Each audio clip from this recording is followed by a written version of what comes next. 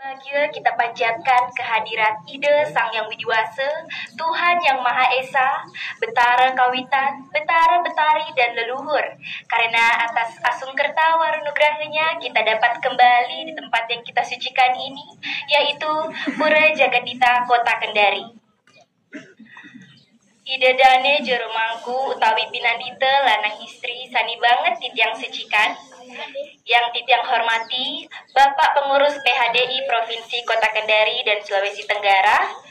Yang titiang hormati Bapak Ketua Pembimas Sulawesi Tenggara. Yang titiang hormati Bapak Ketua Banjar Sindomerta Kota Kendari.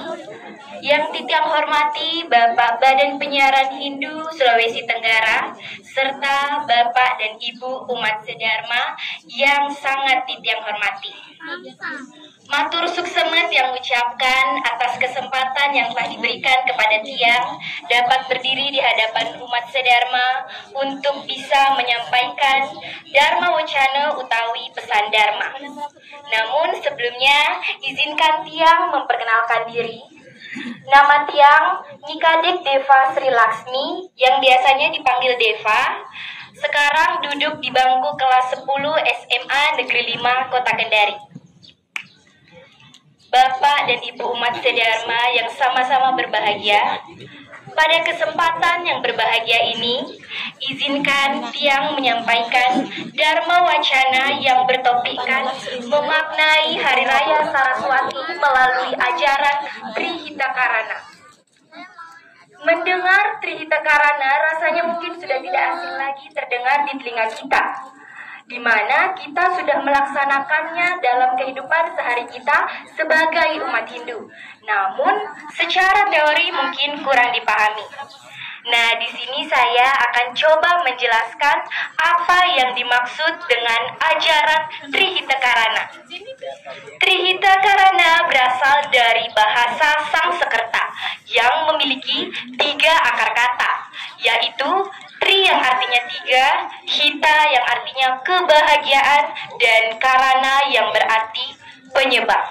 Jadi dapat kita artikan Trihita Karana adalah 3 penyebab menuju kebahagiaan dan keharmonisan. Di mana di dalam Trihita Karana memiliki bagian-bagian. Yang pertama yaitu parahyangan.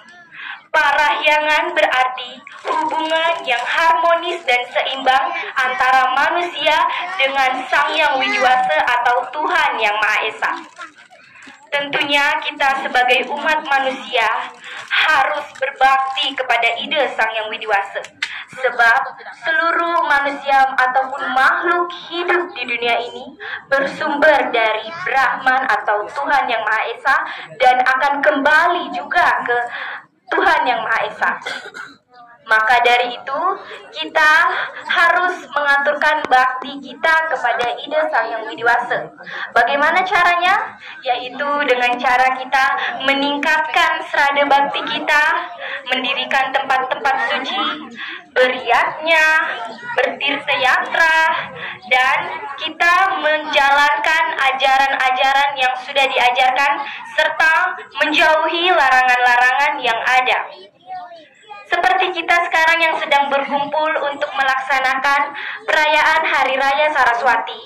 Ini merupakan contoh pelaksanaan kita menjalin hubungan yang harmonis dengan Sang Yang Widiwasa. Di mana Hari Raya Saraswati yang bertepatan pada hari ini, Sabtu Saniscara Umanis Wuku Watu Gunung, yang kita rayakan setiap 210 atau 6 bulan sekali, dipercayai sebagai turunnya ilmu pengetahuan yang suci kepada umat manusia untuk memberikan kemakmuran, kemajuan, dan kedamaian. Dewi Saraswati merupakan sakti dari Sang Pencipta, yaitu Brahma. Dewi Saraswati digambarkan sebagai sosok wanita yang cantik, yang berwahanakan angsa, di mana ia memiliki 4 tangan. Mengapa 4? Karena itu disimbolkan sebagai Caturweda, Rigweda, Samaweda, Yajurweda, dan Atharwaweda.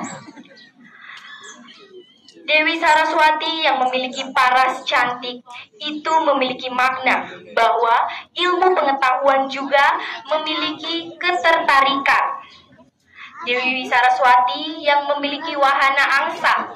Angsa disimbolkan atau memiliki makna hewan yang memiliki kearifan dan kekuatan, serta bisa membedakan yang baik dan buruk. Walaupun dia tinggal di rawa, tapi dia bisa membedakan yang mana kotor, yang mana bersih. Lalu memiliki 4 tangan, di mana masing-masing itu memiliki makna. Tangan pertama memegang bunga teratai, yang memiliki makna bahwa ilmu pengetahuan tidak ternodai, tidak terkecoh, dan suci. Lalu pada tangan kedua memegang genetri. Bagaikan genetri yang tidak memiliki ujung, begitu juga ilmu pengetahuan yang tidak akan berakhir. Kita akan selalu belajar sampai akhir hayat kita.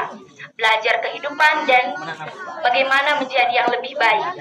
Lalu pada tangan ketiga memegang sastra suci.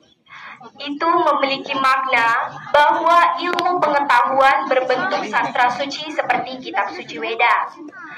Lalu pada tangan keempat memegang alat musik seperti wina atau gitar.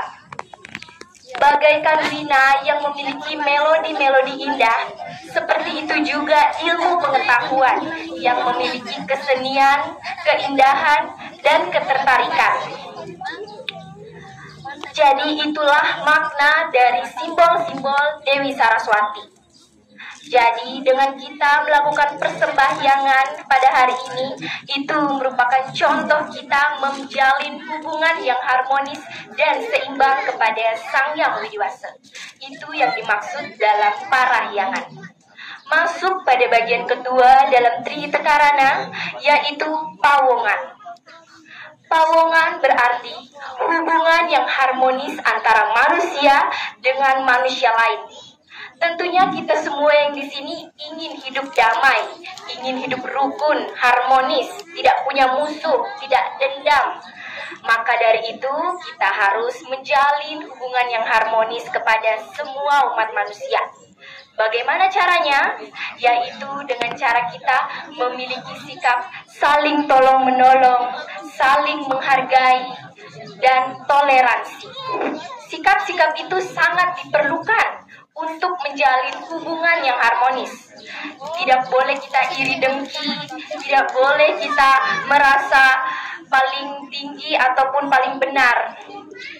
Karena semua sifat itu membuat diri kita punya musuh.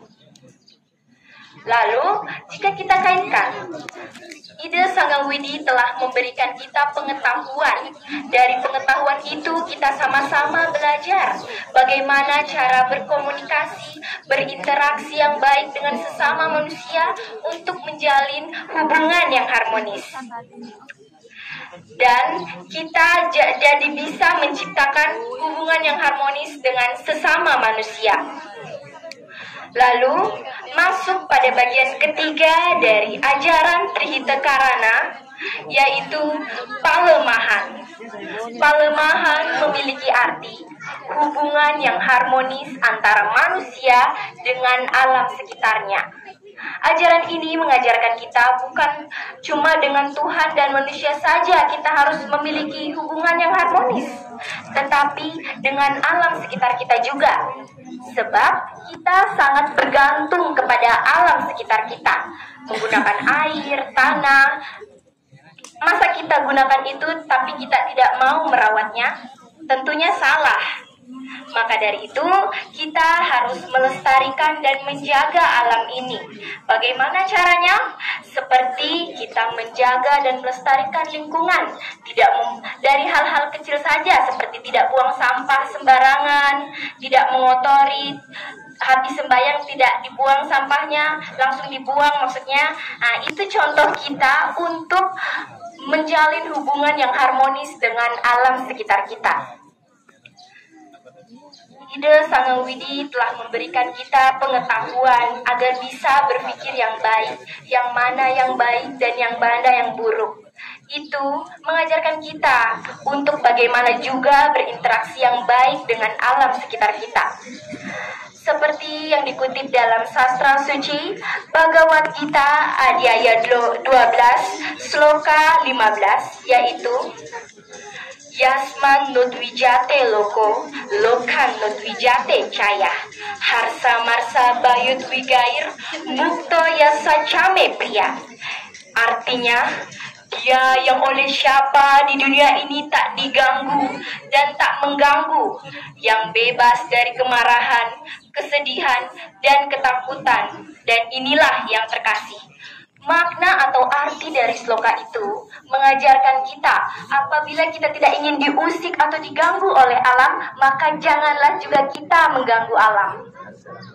Tentunya, jika kita ingin hidup dengan tentram, kita juga harus melakukan hal-hal yang baik. Jadi, marilah kita sama-sama mulai mengintrospeksi diri menjadi yang lebih baik. Mungkin kesimpulan yang dapat kita tarik dari ajaran Trihita Karana adalah ajaran Trihita Karana mengajarkan kita untuk menjalin hubungan yang harmonis dan baik dengan sesama manusia, alam sekitarnya, dan ide Sang Yang Widiwasa. Jadi saya ingin mengajak umat Sadharma untuk sama-sama bisa melaksanakan ajaran Trihita Karana ini dalam kehidupan sehari-hari kita, sehingga kita bisa mencapai tujuan hidup kita, yaitu moksartam jagaditam yaca iti dharma. Mungkin demikianlah Dharma Wacana yang dapat Tiang sampaikan. Apabila ada kesalahan kata, mohon dimaafkan karena Tiang juga masih belajar. Akhir kata Tiang ucapkan, Om Sarwe Bawantu Sukinu, Sarwe Santu Niramaya, Sarwe Badrani Pasyantu, Maka Citu Kuba Bawet. Om Santi, Santi, Santi, Om.